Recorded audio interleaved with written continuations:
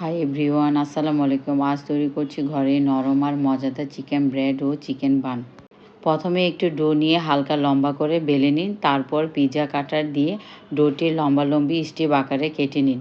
কাটা অংশগুলো সুন্দর করে মুড়িয়ে নিলেই তৈরি হয়ে যাবে চিকেন ব্রেডের শেপ।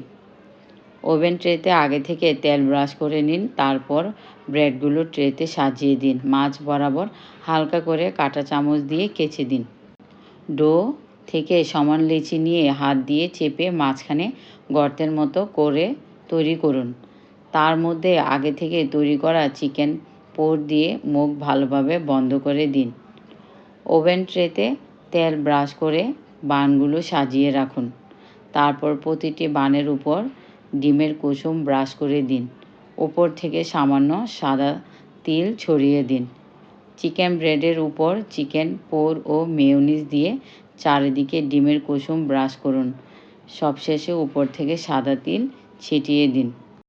প্রথমে ওভেনে 10 মিনিট প্রিহিট করে নিন।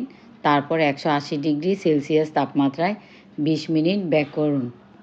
এই চিকেন বান ও ব্রেড খেতে দারুণ মজা। নিজের হাতে তৈরি করা খাবারের স্বাদই অন্যরকম। বাহিরের অস্বাস্থ্যকর পরিবেশের খাবার না খেয়ে এই রমজানে ইফতারিতে এভাবে বান তৈরি করে ইফতারের টেবিলে রাখতে পারেন। ইফতারের টেবিলে যখন এরকম একটা ইফতারি দেখবে পরিবারের সবাই, তখন তাদের মুখে এমনিতেই হাসি ফুটে উঠবে। পরিবারের ছোট বড় সবাই খুব পছন্দ করে আমার বানানো এই ব্রেড ও বান। খেতে খুবই সুস্বাদু হয়। ব্যাস তৈরি হয়ে গেল সুস্বাদু ঘরোয়া চিকেন ব্রেড ও চিকেন বান। চুলায় বানালেও এই পদ্ধতিতে সহজেই করতে পারবেন। আমার রেসিপিটা কেমন লাগলো জানাবেন। ভালো লাগলে লাইক, কমেন্ট ও শেয়ার করবেন। পাশে থাকবেন আরও মজার রেসিপির জন্য। আল্লাহ হাফিজ।